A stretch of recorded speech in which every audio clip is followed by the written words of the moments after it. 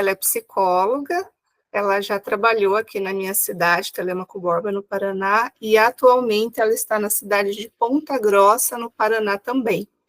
E eu fiz o convite, ela gentilmente, né, concordou em falar com a gente, né, trocar algumas experiências, e eu penso que vai ser bastante rico, bastante importante a contribuição dela, tá?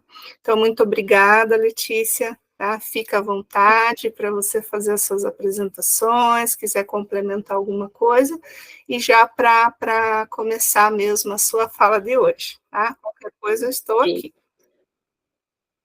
Boa noite, pessoal. Então, eu sou a Letícia, psicóloga. Falando um pouquinho, né, de mim, da minha experiência, eu sou formada há 11 anos, sou especialista em teoria psicanalítica e práticas institucionais de saúde mental.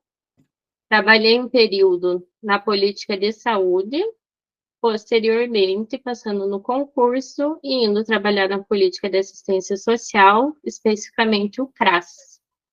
Em 2016 eu entrei, né, em Telêmaco Borba, fiquei até 2022 e tive um breve período ali no final dentro do CREAS. Hoje eu atuo num CRAS aqui em Ponta Grossa. Os serviços de convivência, como que funcionam aqui? A gente tem alguns que funcionam, são executados dentro do CRAS, mas a maioria são executados pelas entidades socioassistenciais, né, não GOV. Então, aqui a gente tem bastante entidades. E hoje, no CRAS que eu trabalho, funciona o grupo de idosos, o serviço de convivência para idosos. Hoje eu não estou como técnica de referência, já estive quando eu trabalhava em Telêmaco, e hoje eu não estou, mas eu acompanho, né, o que acontece no grupo e tudo mais, que é uma assistente social que trabalha comigo, então a gente tem algumas trocas em relação a isso. Então, pessoal, eu vou ficar um pouco nervosa, né, porque, assim, gente, eu agradeço, né, porque, assim, é uma oportunidade, assim, muito maravilhosa para mim, falar um pouquinho sobre o meu trabalho, porque o psicólogo, às vezes, não sabe muito o que está fazendo dentro da assistência, nem os outros profissionais, ficam confusos, né? Será que eu estou fazendo trabalho de assistente social e tudo mais? E a gente precisa encontrar nosso lugar na política, a gente precisa sustentar o nosso trabalho dentro da política, especificamente do CRAS. Né? Porque eu considero assim que o CRAS ele tem as suas especificidades, né? E tem muitos empecilhos para que a gente possa executar o nosso trabalho. Então, eu quero passar assim no geral o que eu vou abordar hoje, né? Vou trazer um pouquinho ali do caderno das perguntas frequentes sobre o serviço de convivência, o que seria o técnico de referência, a nota técnica do conselho, o que ele fala sobre a nossa situação, e depois das minhas palavras, falar um pouquinho o que o psicólogo pode contribuir na operacionalização do trabalho nos grupos do serviço de convivência, o que cabe ao psicólogo, a nós, enquanto técnicos de referência, e ao educador social. Trazer um pouquinho, é imensa, né, as teorias que a gente tem da psicologia para abordar e para fazer esse paralelo com o que traz o CRAS, as notas técnicas do serviço de convivência. Então, eu vou trazer um pouquinho das minhas afinidades teóricas, né? A psicanálise em situações críticas, do George Freud, letramento de gênero, da Valesca Zanella, as teorias grupais, principalmente ali do Christian Rivière, do grupo operativo, um pouquinho do território, que a gente precisa estar atento das questões do território, a teoria de Winnicott, alguns conceitos importantes que eu acho que assim, são essenciais para a gente, tanto, né, com crianças, adolescentes ou idosos, é essencial que a gente tenha um pouco de noção dessa teoria do desenvolvimento do Winnicott. E das formas de cuidado, né? Que tipo de cuidado a gente vai exercer através da nossa função. Então, podemos iniciar lá, no caderno de perguntas, o que a gente tem lá sobre o técnico de referência. É um profissional de nível superior que integra a equipe do CRAS para ser referência aos grupos do serviço de convivência. Além do acompanhamento da execução do serviço, especialmente por meio da participação sistemática nas atividades de planejamento e assessoria ao educador, orientador social. Cabe a esse profissional assegurar, na prestação do serviço de convivência, a aplicação do princípio da matricialidade sociofamiliar. Este orienta as ações de proteção social básica na assistência social e se relaciona ao fato de que os indivíduos estão vinculados aos núcleos familiares, com os quais a assistência social pode contribuir, buscando aumentar a sua capacidade protetiva. Então, esse é o que vocês tiveram acesso, que está lá no caderno. Agora, ali as notas técnicas do Conselho Federal de Psicologia.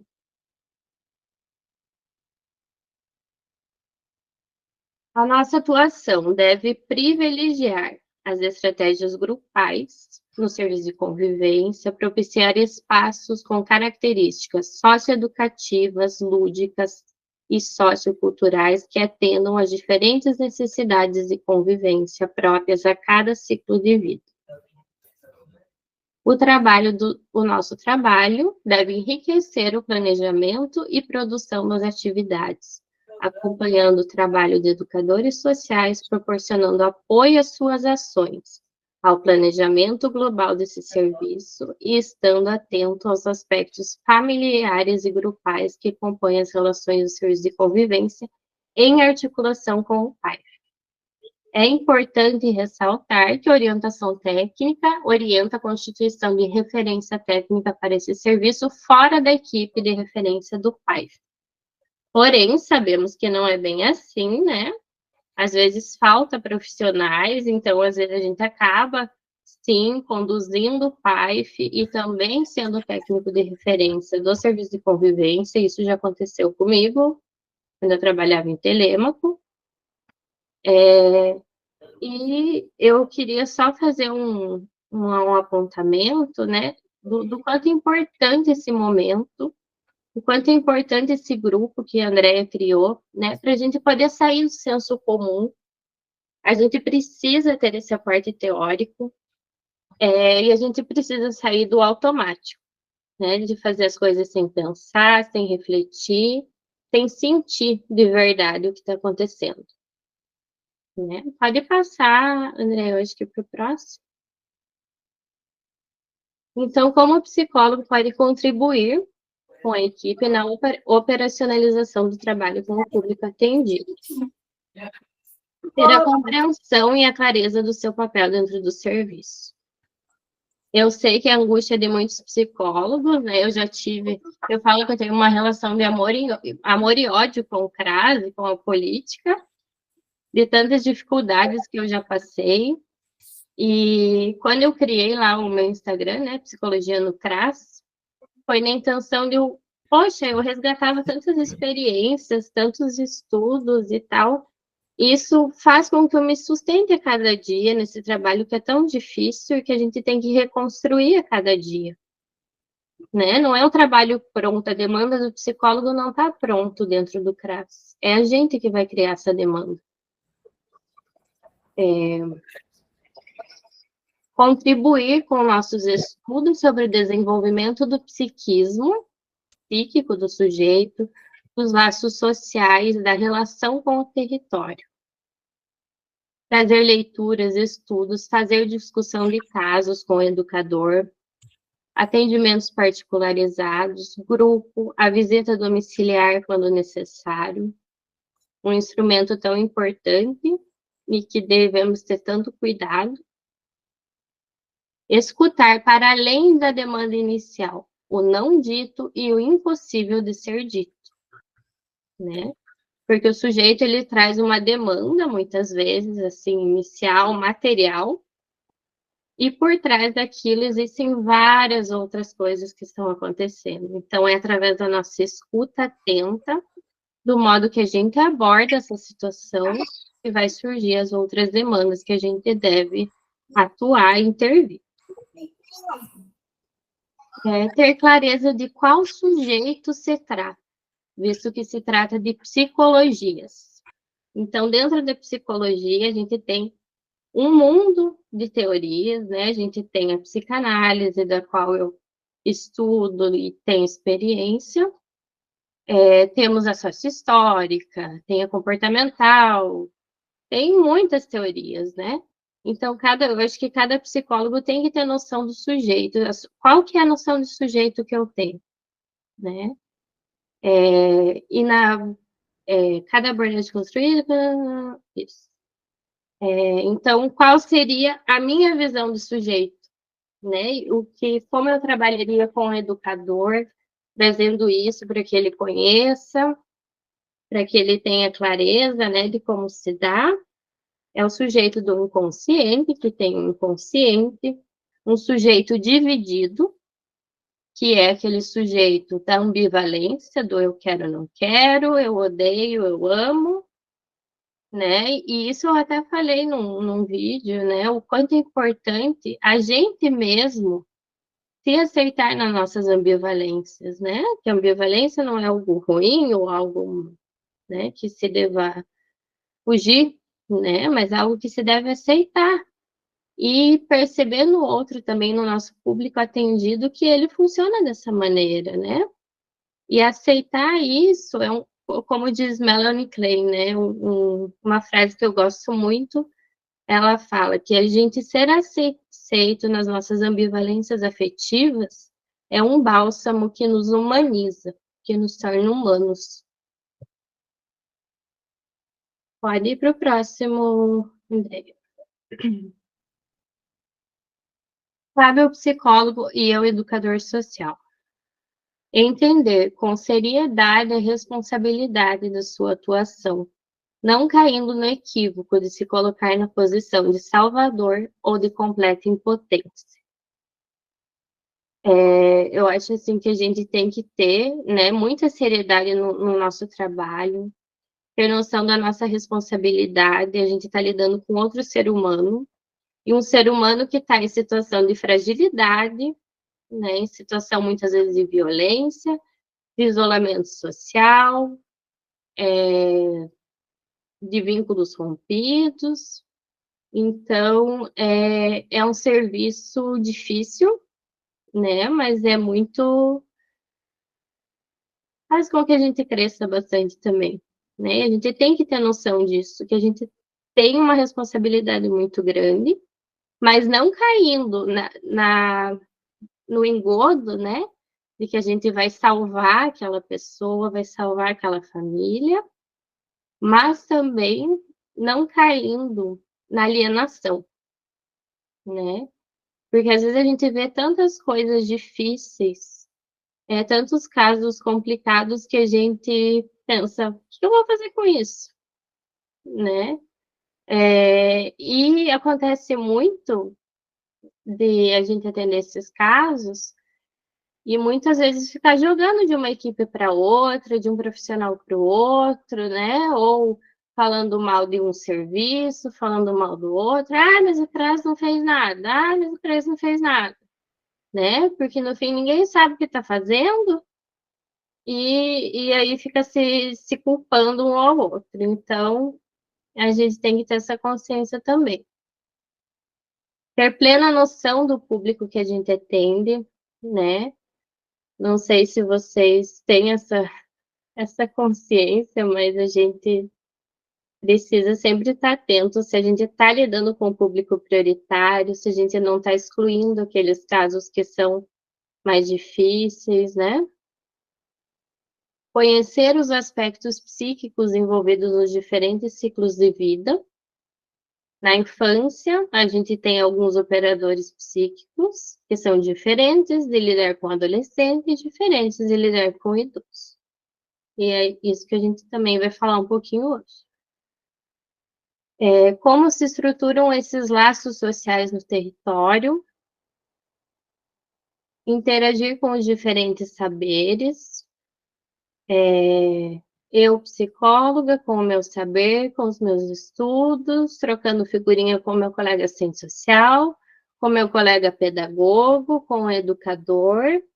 E isso é um trabalho interdisciplinar, que falta muito ainda no SUS, que é você, não é cada um fazer o seu, né? É ter essa troca e eu conhecer um pouquinho do que você, enquanto profissional, pedagogo, né, nos planejamentos, dá essa contribuição para mim, e eu, na minha área, para você. Então, é essa troca constante, esse trabalho interdisciplinar, que a gente precisa fortalecer também. Além, né, de que eu não posso ficar só estudando teorias do desenvolvimento e tal, né? Tenho que estudar sociologia, estudar tudo, né? Porque tudo faz parte ali do nosso trabalho. O sujeito, ele não é um sujeito fora dos laços sociais. Inclusive, né, muito se fala da psicologia social ou do que a psicanálise não se aplicaria ao social, mas eu não consigo conceber uma psicologia que não seja social. Toda psicologia é, em alguma medida, social, porque a gente se constitui na relação com o outro. Então, compreender também quais as operações psíquicas que estão envolvidas ali no grupo, de identificação e diferenciação, falar um pouquinho disso, considerar a singularidade de cada usuário ali dentro do grupo, e entender que a vulnerabilidade não está ligada só às questões materiais, né? Mas perpassa as questões subjetivas, simbólicas e culturais.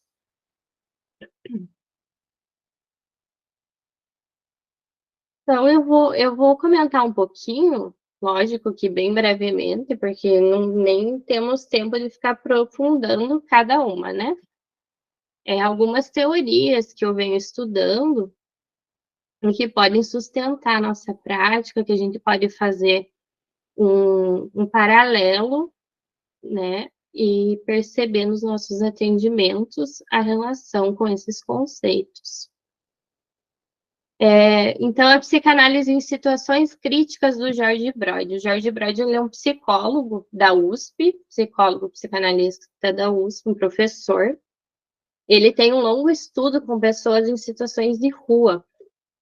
E ele dá supervisão no Brasil inteiro para os profissionais da assistência social.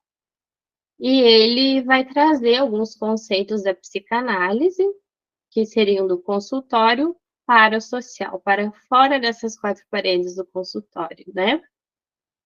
Ele fala da importância do território, das periferias, das cidades, de como se dão essas relações e da escuta territorial.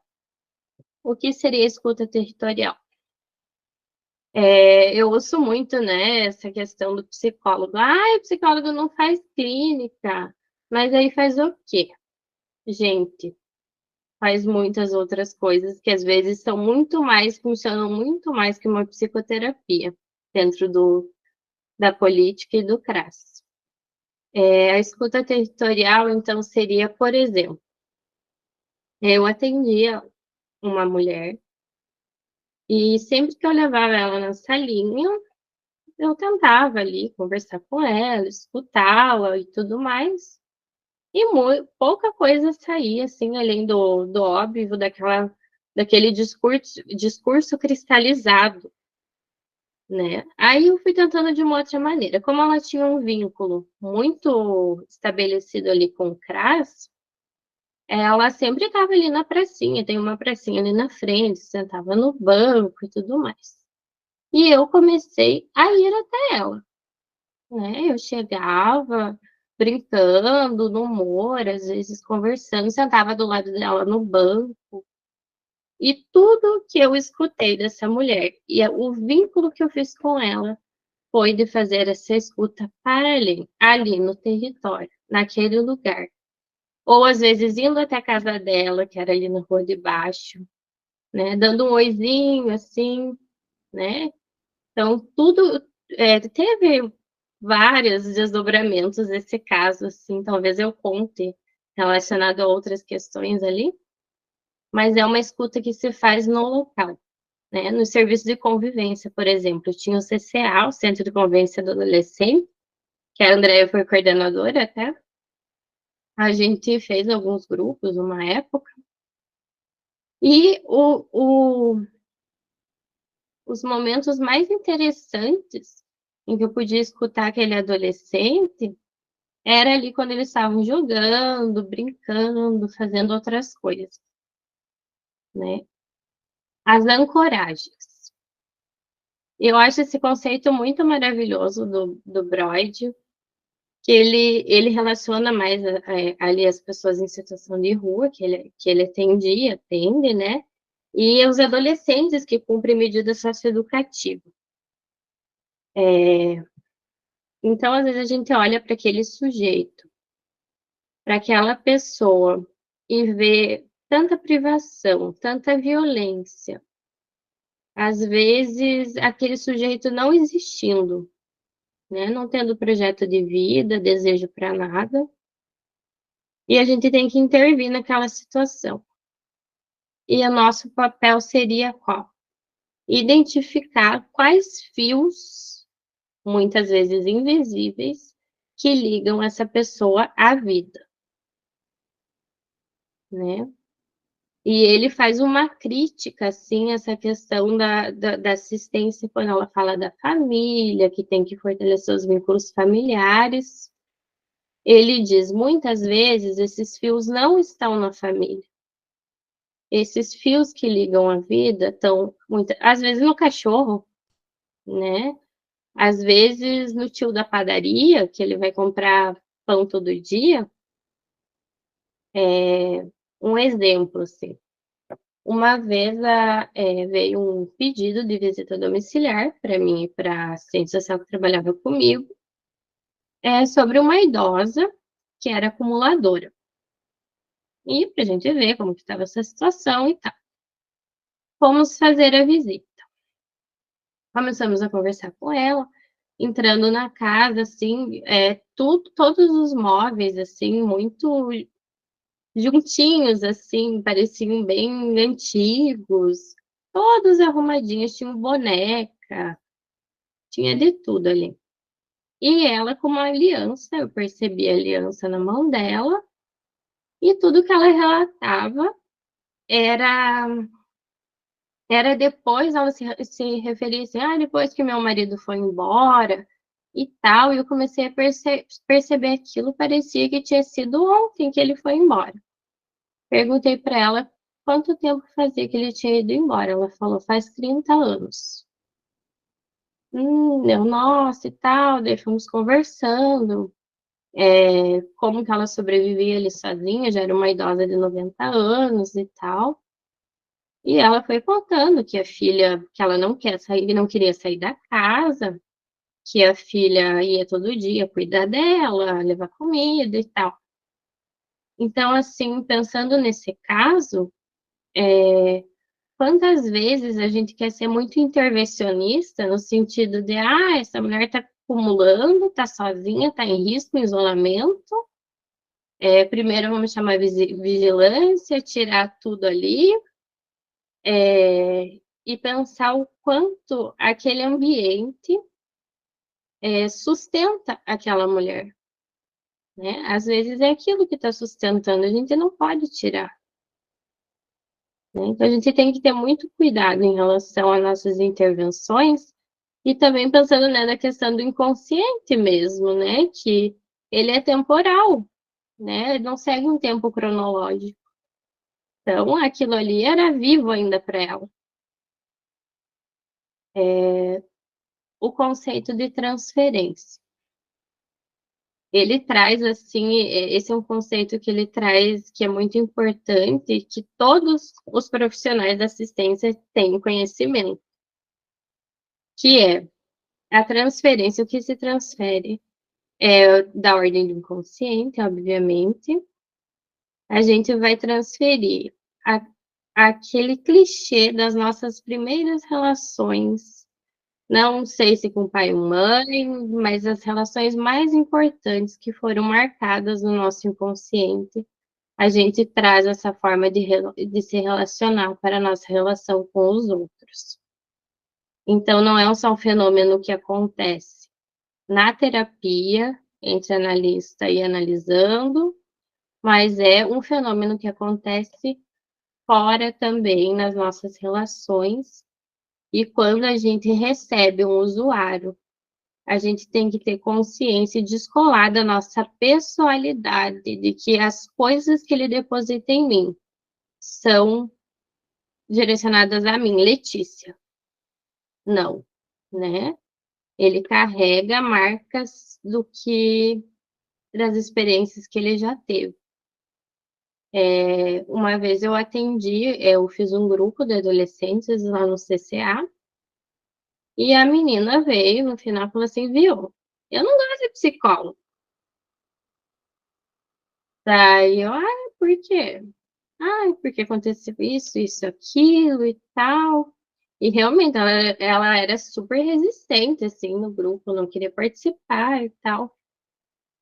Eu vou entender que é comigo, Letícia, que ela não quis participar do grupo por causa de mim. Não, né? Eu vou entender que já existe uma vivência anterior a mim. E como que eu vou lidar com isso? Como que eu vou operar nisso? Né? Aqueles usuários que chegam, muitas vezes se colocando numa posição de vítima para conseguir o que querem, e eu dou o que ele quer, eu vou estar reforçando aquele sintoma. Ou quando, né, alguém que tem já o costume de se relacionar seduzindo de alguma maneira o outro, e eu não entender essa forma de se relacionar, eu vou estar reforçando não posso chamar só de sintoma, né?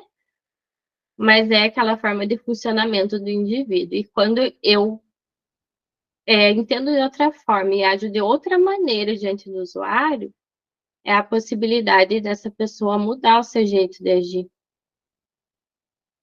Então, o que se transfere são os modos clichês de se relacionar, marcado pelas primeiras experiências com objeto de amor. Não sei se ficou claro a questão da transferência, mas vocês vão me falando aí, tá? Letramento de gênero, Valesca Casanello. Não sei se alguém conhece essa psicóloga, mas eu acho incrível, assim, quando eu comecei a estudar, a ler as pesquisas que ela faz em relação a isso. E aí entra também a gente entender o território, no sentido macro, entender o Brasil, né? O Brasil um país sexista, um país racista, misógino, machista, patriarcal, né? E a gente precisa ter esse entendimento de como que funciona o nosso Brasilzão. E ela coloca assim que as mulheres e os homens, eles são subjetivados de maneira gendrada. O que seria?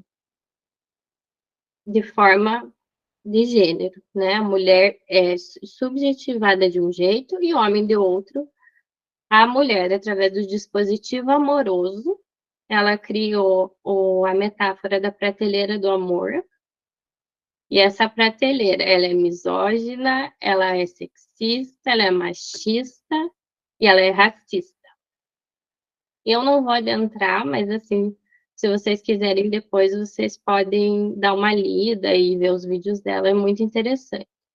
E pelo dispositivo materno, que seria reforçar a mulher naquele papel de cuidado.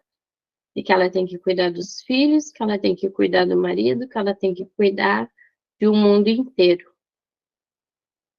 E os homens pelo dispositivo da eficácia.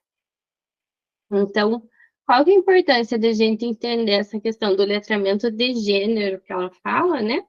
Ela tem até um baralho bem legal, assim, para trabalhar com adolescente ou com as mulheres nos grupos. A importância... com as crianças a gente vai poder trabalhar de uma forma, com os adolescentes de outra, aqueles idosos, muitas idosas, né, que permaneceram anos numa relação com um homem violento, né, a gente percebe muito isso nos grupos de idosos, e que agora estão vivendo, né, então trazer esse conhecimento para elas, porque elas vão internalizar isso e vão passar para frente. Pode continuar, André.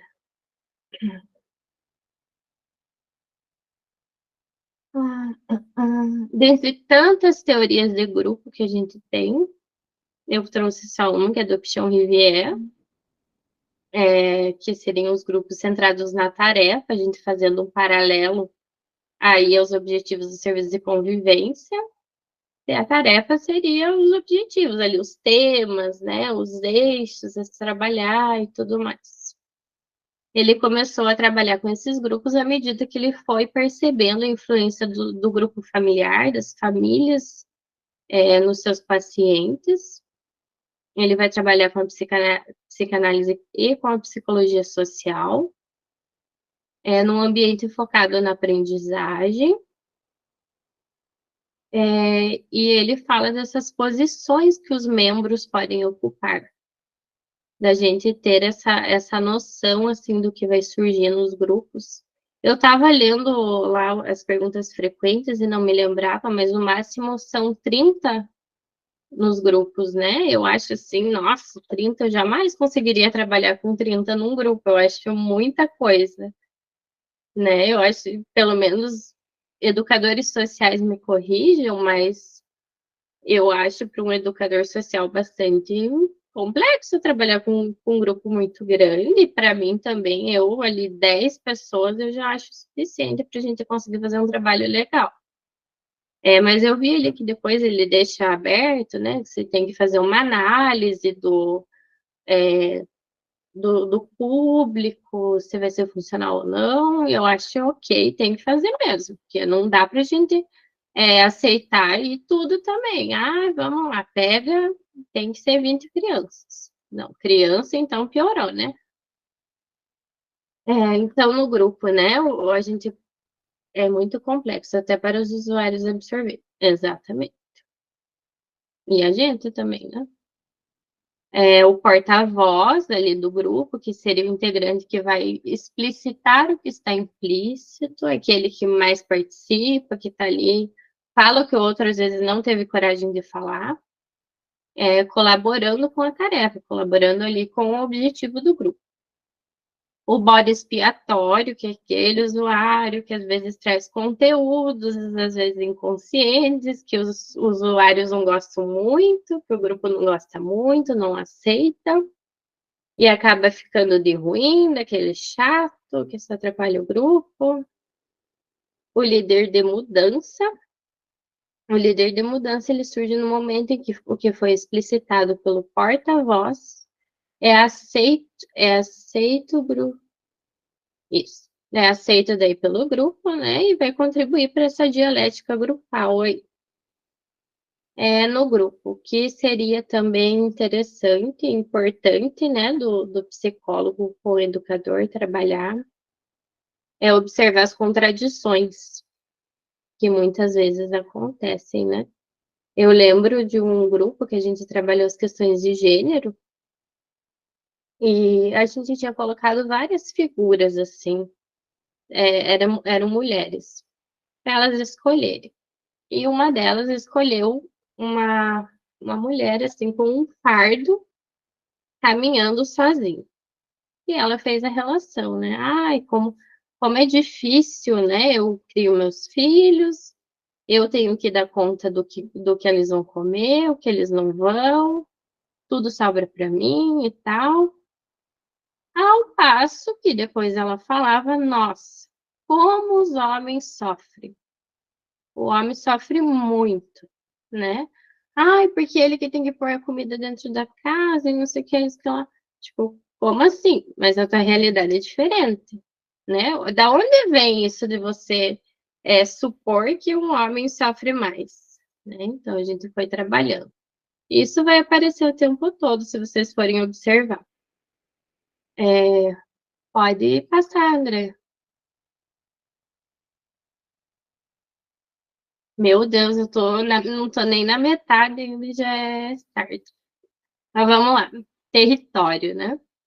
O Brod ele vai falar que essas relações que emergem no grupo através do latente e do manifesto, daquilo que é implícito, do sintoma, do sonho e do conflito. É necessário colocá-lo o máximo possível em palavras no grupo no qual se propõe a realizar a tarefa. Então, a importância da criança ali, lógico, com a sua particularidade, com as atividades que são propícias à idade dela, falar sobre esse território, sobre esse bairro que ela vive, o que rola ali, né? Quem vem atrás delas, quem é o suporte ali na família, né? O idoso, o adolescente fala disso, né? Que tanto rola ali do tráfico, né? Nas periferias, nos bairros, como que o adolescente se relaciona com isso. E colocar em palavra, porque quando a palavra circula, quando a gente consegue nomear as coisas, aí sim é possível algo mudar. Algumas perguntas para nortear também nosso trabalho, né? Qual o efeito da retirada do Estado do território no processo de implantação do neoliberalismo, do capitalismo, essas relações que são marcadas pelo ter, não pelo ser, e como se constitui o sujeito nesse território. O Brod ele aponta também que nesses territórios da exclusão, da invisibilidade, as relações pautadas pelo medo e pelo desamparo conduzirão os vínculos familiares. Quanto maior a pressão, maiores são os esgotamentos psíquicos e a dificuldade de pensamento e construção de um projeto de vida. Então, como, né, ali no meio, muitas vezes, o meu marido bebe, eu tenho que dar conta da criação dos filhos, muitas vezes o Estado não provê aquilo que eu preciso, né, o que a gente observa muito, né, das mulheres, inclusive, que vivem ali no que a gente atende, né, no CRAS, que não tem creche, né, às vezes são diagnosticadas as crianças, que está havendo muito agora atualmente, né, o diagnóstico de autismo e tudo mais, não tem atendimento no serviço público de saúde, então é tanta coisa, é tanta pressão, que há esse esgotamento psíquico, e quando você vai trabalhar com essas mulheres, é uma dificuldade de pensar na própria vida delas e de construir realmente um projeto de vida, de visualizar uma continuidade na existência delas. Pode passar, André. Queria trazer brevemente um pouquinho o Winnicott, a teoria do amadurecimento. Ele foi um pediatra, um médico pediatra e psicanalista. Ele atuou com as crianças, muito tempo, né, observando as crianças e suas mães, e atuou também com as crianças que foram evacuadas de suas casas, separadas de suas famílias, atuou com pacientes difíceis, de uma fragilidade psíquica muito grande, e, inclusive, ele trabalhou com assistentes sociais, tem um escrito dele com esse trabalho com assistente social, com essas crianças. Então, a questão que movia era de saber quais as condições ambientais que favoreciam ou falham em favorecer os processos pelos quais um bebê imaturo e altamente dependente no início chega a tornar-se uma pessoa viável, capaz de estabelecer relações com a realidade externa, de achar algum sentido no fato de estar vivo e de ser capaz razoavelmente de tomar conta de si mesmo. Então, ele propõe uma questão ética sobre o valor da vida, colocando que é preciso sentir-se vivo de tal modo que, não importa a dificuldade e sofrimento envolvido, o indivíduo sinta-se razoavelmente à vontade de estar vivo e ele sente que, em algum nível, a sua vida vale a pena ser vivida. Estar vivo por condescendência é o sentimento de uma existência não reconhecida, não legitimada como tal, para quem o ambiente não se abriu já na recepção, tendo carecido de favorecimento, não pôde chegar ao começo. Nesses casos, o indivíduo perambula pelo mundo como um não nascido. É muito bonito isso, né? Assim, quanto vocês podem perceber, assim, no serviço e tal, quando às vezes chega algumas pessoas que perdem a documentação o tempo todo. E isso fala de uma não existência, muitas vezes, né? Principalmente quando a gente atende, né, usuários de substância e tudo mais. É aquele corpo que está vivo, corpo físico, mas não está vivo psiquicamente, né? E a gente, naquela função de cuidador, de olhar, de acolher, a gente pode fazer com que aquele usuário exista de alguma maneira. Pode passar, André.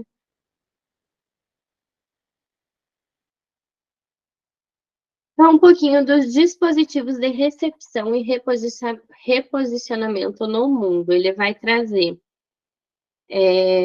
alguns exemplos, né? Temos os rituais, que ele relaciona muito com as religiões, com o judaísmo e tal. Vai depender de cada país, de cada cultura, no caso, né? Cada cultura, como isso se dá. Ele dá o exemplo, né, do batismo, que é um momento que o sujeito ganha um status, ele é reposicionado diante da sociedade, diante do outro. O casamento, que faz essa ponte também, agora eu sou do mundo dos casados. A primeira comunhão, e por aí vai, que é um tipo de cuidado e é um tipo de fazer existir.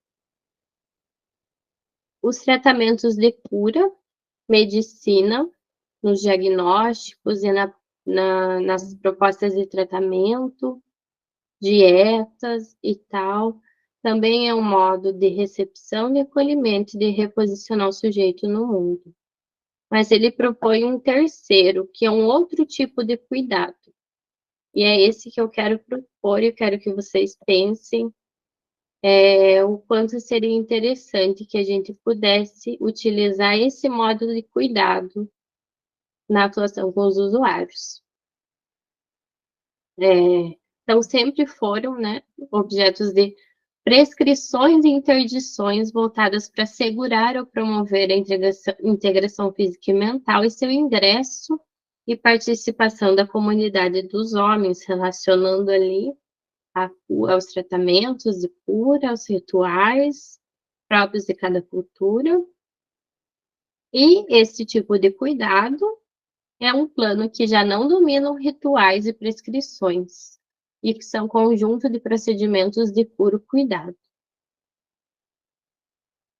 A gente tem um mundo, né, com a tendência da erradicação do mal, do estranho, da doença, da adaptação, né, vamos tornar esse sujeito adaptável nas suas especificidades.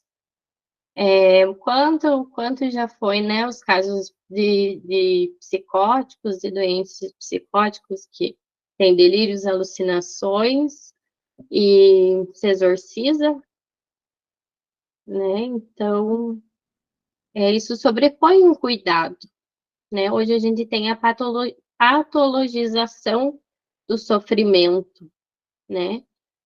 Pensando ali, quando eu falei da Valesca Casanello, ela propõe a subjetivação gendrada, e pensando na violência contra as mulheres e tudo mais, a gente vê que às vezes chega, né? Ai, a mulher conta que tem um diagnóstico de depressão e tudo mais, e trata remédio, ou caminha para psicoterapia e tal, e você vai fazer a escuta dessa mulher, é uma vida permeada por violência de gênero, né? Com inúmeras questões, e você está, né, falando, não, ela é depressiva. Mas quais as questões que estão envolvidas nisso, né? As questões de gênero, do território. A gente precisa ter um olhar além, né? Do que só estigmatizar ali na doença, às vezes ali com o adolescente mesmo, com a criança, né? Não que não, obviamente, né? Temos os transtornos mentais, temos o autismo, mas a gente precisa olhar para aquela criança, né? Para aquele adolescente, não para a doença dela ou para aquilo que veio de diagnóstico. Então, se trata sempre, esse tipo de cuidado, ele se trata sempre do existir e não de fazer funcionar algo. Ser funcional, quando se visa este último, não se ajuda a existir. Estou falando muito da existência, sim, mas é para vocês entenderem que o existir psicicamente não é o mesmo que existir fisicamente, né? Tem muitas pessoas que ainda não se constituiu um eu, ou é um eu muito fragilizado. Então, vamos passar para os próximos, que aí a gente vai comentar um pouquinho sobre isso.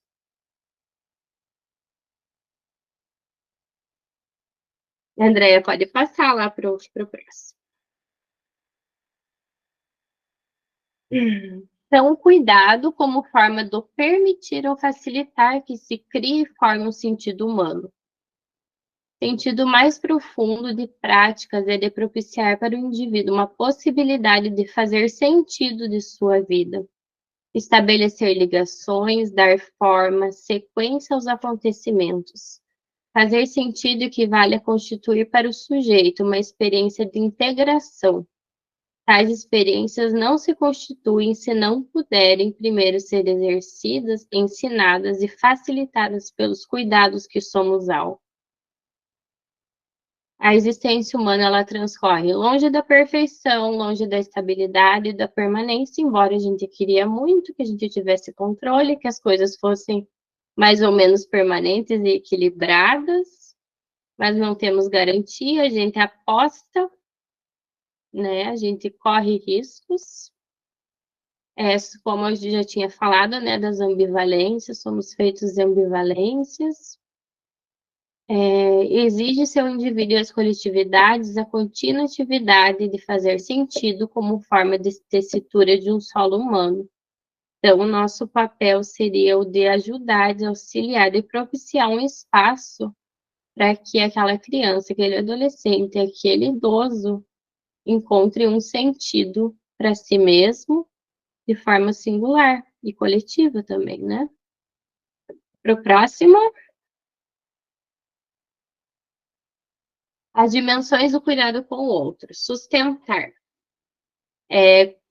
Pensando ali no desenvolvimento, quando o bebê nasce, o Winnicott fala que o bebê não existe, e ele não existe se não está na relação com o outro, ele existe como um corpo, sem ser erotizado. Eu não vou adentrar isso, que é muito complexo, mas, enfim, ele fala que, que a gente precisa, né, oferecer um ambiente suficiente e bom. A gente vai fazer um paralelo do desenvolvimento infantil com o que a gente encontra posteriormente do desenvolvimento, porque isso vai se reatualizar ao longo da vida. Então, o que seria um ambiente suficiente e bom, a gente pode relacionar com os grupos e com o que a gente faz seria o acolhimento, um lugar protegido, uma pequena amostra de um mundo encontrável e previsível, em que ele, a seu tempo, possa começar a ser. O cuidador é capaz de atender às necessidades, acolher, hospedar, agasalhar, alimentar. Faz parte da conquista de senso de realidade. Então, pensando no desenvolvimento, muitas vezes, dessas crianças, que a mãe não tem rede de suporte, não tem rede de apoio, ela está ocupada demais em outras coisas também, né? Em coisas básicas que não se tem. E aí tá dando de mamar ali para a criança. Até o Brod, ele fala um pouquinho disso numa palestra que ele dá. Aquele leite, aquela mulher pode estar presente fisicamente. Não a mãe, que eu digo, é função mãe. Pode não ser a mãe, né? Tá ali dando o leitinho pro nenê, tá dando de mamar. Aquele bebê, ele tá bebendo não só o leite, mas tudo que está acontecendo em volta. Tudo o que está acontecendo em volta está sendo marcado no psiquismo dele. Então, quando a gente propõe esse espaço, não é no sentido de correção de uma falha, mas no sentido de propiciar uma outra experiência a essa pessoa, para que ele reconstrua um pouco o seu mundo. Então, o cuidador capaz de atender as necessidades, acolher, né? Como que está funcionando esse ambiente lá no serviço de convivência? Tem um sigilo, tem um espaço seguro, eu estou atenta às necessidades daquele usuário, o que ele precisa daquele momento. Então, isso vai propiciar uma experiência de continuidade, a qual é construída e reconstruída ao longo da vida. Muitas vezes, né, vai acontecer tal dia, tal horário, né? Isso dá um senso de realidade, isso faz com que ele exista. Quando eu não faço mecanicamente, porque a gente pode ter, a Andrea tem um monte de atividade maravilhosa aí, planejamento que ela fornece a vocês e tudo mais. Eu posso pegar, ter o planejamento e na hora de executar eu fazer isso mecanicamente, sem afeto, preocupada com sei lá o quê, né? Só para ali, dá 5 horas para vazar, né? Se eu não estiver ali presente, realmente naquele lugar, fazendo aquele planejamento, tendo afeto, não vai adiantar de nada, né? Não vai se estabelecer vínculo, tudo por água abaixo. Os traços que caracterizam os ambientes sociais saudáveis são reedições dos cuidados maternos suficientemente bons. Como eu falei, materno seria, né, o cuidador. A previsibilidade, a adaptação ativa, combinados com respeito pelos impulsos criativos do cuidado. Cada profissional, cada cuidador vai ter seu estilo, né? E o quanto é importante que a gente use do que a gente das nossas características, da nossa autenticidade para proporcionar esse cuidado. O Winnicott ainda vai falar, né? Como médicos, assistentes sociais, enfermeiros, ele cita, né? Vamos acrescentar os educadores sociais, orientadores, desculpa, também. Somos chamados a ser confiáveis de modo humano e não mecânico, e a ter confiabilidade construída sobre a nossa atitude geral. Conter, oferecer condições e vias para a transformação. O conter é você, depois, né, que já se passa essa fase do acolhimento, do estabelecimento do vínculo, de pulsionar esse corpo, de que faça ele existir, não seja só um corpo físico, mas que seja um corpo de desejo também, de vontades e tudo mais, que ele já experimentou a frustração também. A gente vai para a parte do conter, que seria conter as angústias, né? E favorecer o gesto espontâneo e a criatividade. Aí vai entrar as brincadeiras. O Winnicott fala muito da importância da brincadeira para a elaboração das angústias, né? Para a elaboração de muita coisa, assim, né? Ele fala, a gente ouve muito na faculdade, né? Eles trazem muito essa questão de que se na brincadeira você pode matar sua mãe e expressar o ódio que você sente, por exemplo, da sua mãe, você não vai matar ela quando você tiver mais velho, né? Ainda tem muito essa questão do jogo, né?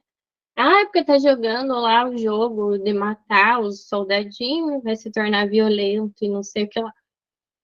Às vezes, né, é muito de a brincadeira, o jogo, ele tem essa função de fazer uma elaboração psíquica, de eu poder colocar minha agressividade, minha raiva e elaborar isso através do jogo. Então, o conter, ele faz parte, o conter, as brincadeiras fazem parte disso, né, da contenção das angústias. Então, poesia, filme, música, histórias infantis.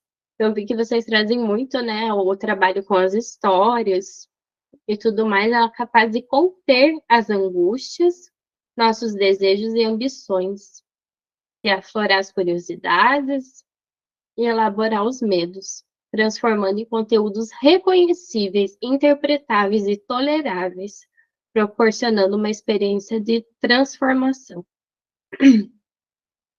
Às vezes eu vou falar de mim através de um personagem, né? Quando nos faltam, sofremos com a sobrecarga de experiências emocionais obscuras e perturbadoras. Então, aquele indivíduo que está ali numa situação de angústia, de violência, de tudo mais, a função do cuidador é trazer essas atividades, esses momentos em que possa fazer a contenção dessa angústia, para que o indivíduo não se sinta esmorecendo, fragmentando. É como um copo de água, que a água está dentro, e quando ele se quebra, né? Quando ele se quebra, a coisa desanda. Cuidado no que é necessário um cuidado nas atividades, no que elas vão disparar nos usuários, e nunca deixar que essa angústia que às vezes a gente chama para fora, né? Que ele não consiga lidar sozinho com isso, porque às vezes traz alguns temas que vai mexer mesmo, né? Com o usuário. E você não pode deixar que ele saia dali sem que ele lide com coisas que ele não vai dar conta de lidar sozinho depois. Perigoso.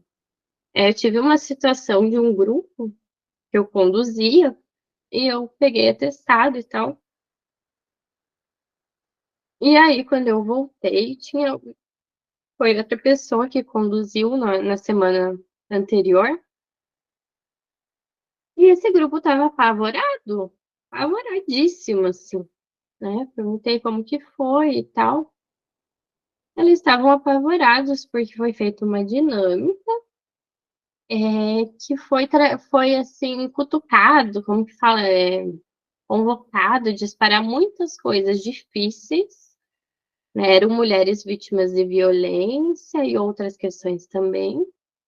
E essa dinâmica mexeu com muitas coisas delas e fez com que elas falassem coisas que elas não estavam preparadas naquele momento. Então, o cuidado que a gente tem que ter, isso não se ensina em manuais, né? Essa sensibilidade que a gente tem que ter. É a mesma coisa que essas constelações familiares que está na moda, ou mesmo, às vezes, nas religiões, né? Algumas religiões que às vezes disparam, fazem uma catarse, né? Vai instigando que fale sobre sua mãe, não sei o que lá, isso que lá, e traz um monte de coisa à tona, né? Mas não sabe daí fazer borda, contorno, nomear, fazer borda daquilo que está tão ali aflorado. Já aconteceu muitas vezes de eu perceber, assim, pessoas que participaram dessas coisas e psicotizaram mesmo, assim, né? Tiveram o primeiro surto ali depois disso. Então, é muito importante isso, né, gente? Próximo, reconhecer. Muitas vezes, nossa, gente, André, tá tarde já? Tem até que horas?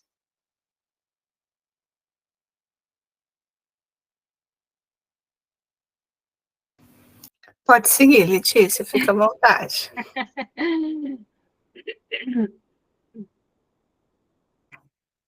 O reconhecer. Muitas vezes, cuidar é basicamente ser capaz de prestar atenção, reconhecer o objeto dos cuidados no que ele tem de próprio e singular, dando disso testemunho e, se possível, levando de volta o sujeito à sua própria imagem.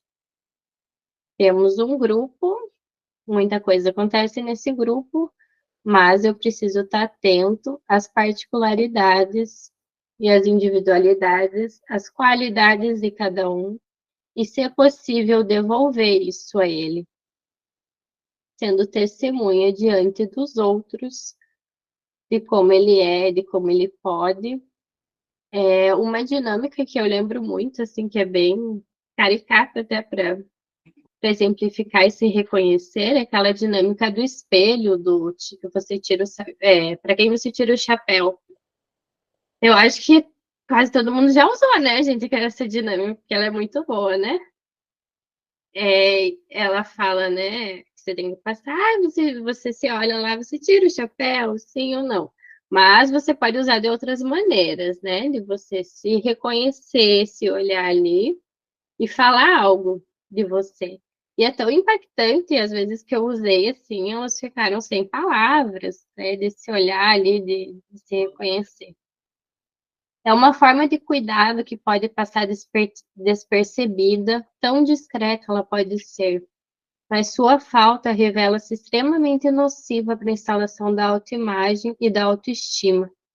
Pouco se valoriza, a não ser quando ela falha ou falta, essa capacidade de cuidar silencioso, que se resume a prestar atenção e responder na medida quando se for pertinente. Para que alguém possa ser, é necessário, dentre outros inúmeros fatores, que alguém nele invista, nomeando, dando-lhe contorno. O fato de você chamar pelo nome já é grandioso, assim. Então, a nossa prática, ela não se resume a grandes feitos, né? Mas é no sutil ali, no detalhe de você tratar, é que você vê a mudança, que você vê o outro de uma outra maneira. Às vezes, é muito engraçado que isso eu noto muito, comecem a perceber. No grupo de mulheres, às vezes com os adolescentes, depois que você faz todo esse processo de acolhimento, né? Começa a nomear, brincar, porque eu acho muito legal isso de usar do humor, né? Usar do humor, falar besteira, brincar e tudo mais. Você começa a ver eles vindo mais arrumadinhos, fazem cabelo, sabe? É muito legal isso, porque eles estão se sentindo existindo para alguém, né? Então parece uma coisa boba e simples, mas é aí que está nosso papel também, né? Próximo, interpelar e reclamar. Características que ele considera importante você colocar, o cuidador ter e colocar diante do outro, que você é marcado por uma diferença, por uma incompletude, que você é um ser desejante, vulnerável e dotado de um inconsciente. É quando você se coloca na posição de eu não sei tudo, né? A posição de não saber. É só na posição do não saber, de você estar curioso, é que você abre, né? Para que o sujeito seja, você chama a vida, né?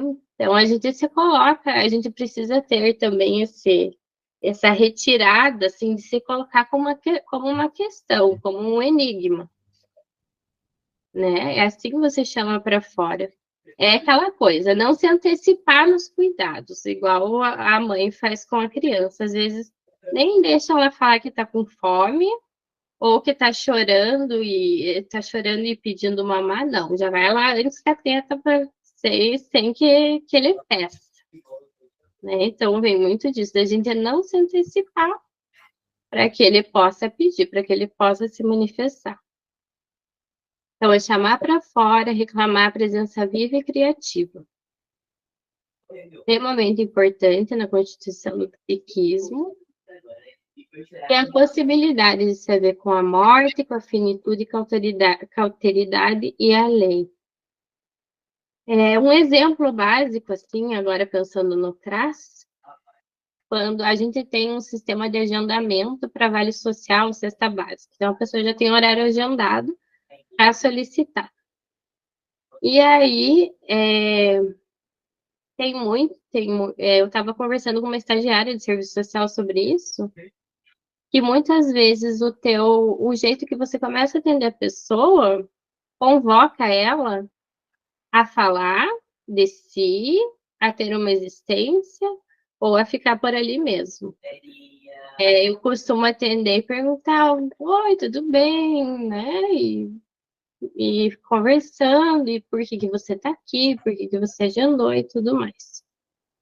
Algumas têm o hábito de, você está aqui pelo Vale Social, pelo Cesta Básica, fechou. Ali já não sai mais nada. Né? Então você coloca meio como tom. Lógico, eu sei que ele está aqui, ele está ali porque quer uma cesta básica, mas a gente abre. Próximo, Andrea.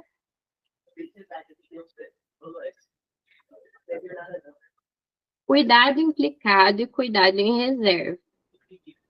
O Figueiredo ele traz essa diferenciação desses cuidados, e aí vocês vão poder perceber também essa sensibilidade de perceber o que o outro precisa ou não. O cuidado implicado é aquele fazer, né? Você vai, faz, você dá o encaminhamento, liga, você pega pela mão o usuário, é fazer uma maternagem mesmo, né? Eu lembro, vou dar um exemplo, assim, quando eu comecei no CRAS, eu e minha colega, a gente atendia um idoso, que ele era super funcional, ele participava do grupo de idosos ali do serviço de convivência e tal, e ele começou a ter sintomas psicóticos, né, bem persecutório, assim, ele tinha uma transferência que eu era cobra, a Ju era não sei o que lá. E a gente percebeu que foi se agravando, ele começou, pôs fogo na casa um dia, e estava bem grave, assim. E a gente fez encaminhamento para o CAPS, conversamos e tal, fizemos discussão de caso, e o CAPS conseguiu vaga de internamento para ele. Só que ele não queria, assim, porque na visão dele ele não estava doente, né? Ele estava, tipo, era o delírio dele, ele estava, é a verdade dele, o psicótico é a verdade dele, você não pode ir contra isso. E a gente pegou e fomos de atrás dele, fomos em tudo que é canto, pegamos o carro, motorista, e fomos, e ligamos até para a ambulância, que a gente andou até com a polícia, até do Camburão, aquele dia de atrás do homem.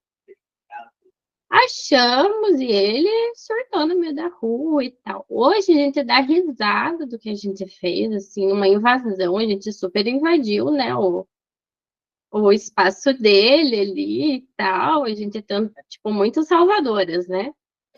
Então, o cuidado, do exagero desse cuidado implicado, né? A gente tem que ter esse cuidado, mas, opa, peraí, até onde que a gente vai para não invadir esse sujeito? O cuidado em reserva, né? Dá para a gente pensar, eu vou pensar no atendimento que eu fiz essa semana, por exemplo. Ela chegou também para questão de cesta básica e tal, e eu fui percebendo, já tinha notado anteriormente, que ela tinha chegado um dia depois do agendamento dela no atendimento que ela veio nos meses anteriores. E coloquei que ela, né, chegou toda bagunçada de horário e tal, e que ela falou que estava em tratamento para depressão, mas que ela não quis falar sobre isso, não quis encaminhamento, nada. Beleza, escrevi isso. Aí, ela chegou lá nesse dia e ela ficava assim, sabe? Eu já achei estranho aquilo, né? Que ela estava muito preocupada com quem estava olhando, quem estava ouvindo. numa vulnerabilidade, assim, sem renda nenhuma, morava com o filho com uma renda e tal. E ela me perguntava, de onde que é essa renda? Ele está trabalhando? Não tá? Você não pode ver aí se ele está trabalhando? Eu já achei estranho aquela relação com o filho. Eu falei, pensei, alguma coisa aí tem, né? Aí eu peguei e falei, você quer ir na salinha ali? Vamos conversar e tal. Daí ela topou, beleza. Daí ela me perguntou, você é psicóloga? Eu não mencionei isso no momento. Eu falei, sim. Ai, nunca fui na psicóloga e tal. Eu falei, o que está acontecendo, né? Tentei abordar assim, porque tá meio bagunçada com os horários e tal, e essa relação com o teu filho. Daí ela começou a contar que ela estava muito mal, que ela fazia atendimento com o médico numa instituição, e que o médico fala para ela, ela conta as coisas para o médico, mas ele fala para ela que não é bem assim, não acredita nela. E que ela está tomando remédio, que o médico falou que ela era esquizofrênica. Eu questionei ela, mas por que será que ele falou, né? Que você é esquizofrênica. É porque eu ouço vozes e tal, e esses comandos que me tiram a paz. Mas eu sei que vocês não acreditam nisso, tal, eu fui escutando, né? Aí ela conta que ela começou a ouvir essas vozes, quando ela foi fazer macumba para segurar o marido, porque o marido era alcoolista e ela tinha muito, embora ele não proporcionasse nada de bom para ela não queria que ele fosse embora. E ela foi a alternativa que ela arrumou, foi ir atrás para que não ocorresse essa separação. Ela foi, mesmo assim, o marido foi embora. E depois disso, ela começou com esses sintomas e tudo mais, né? Aí, o que seria a minha postura ali naquele momento?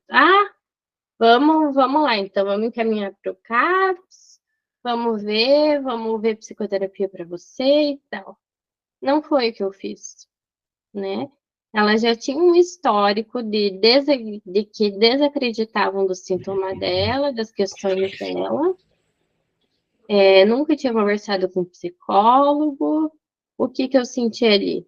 Que não era o momento do encaminhamento ou algo assim, né? Eu só falei para ela, olha, quando você quiser, eu tô aqui. Meu nome é Letícia, se você precisar, você pode voltar. E ela voltou depois, né? Então, é você se colocar nessa presença em reserva e não ficar muito, intervindo, vamos caminhar, vamos, não, né? Não, tem usuários que eu vou fazer, às vezes, né? Situação de violência. Esses dias tinha uma lá que eu tive que chamar a patrulha e tal, né? É um cuidado implicado. Mas também a gente precisa ter essa consciência do cuidado em reserva, que também é importante. Ele faz um paralelo com a mãe, que tá ali cozinhando, tá fazendo as coisinhas dela e a criança tá brincando, né?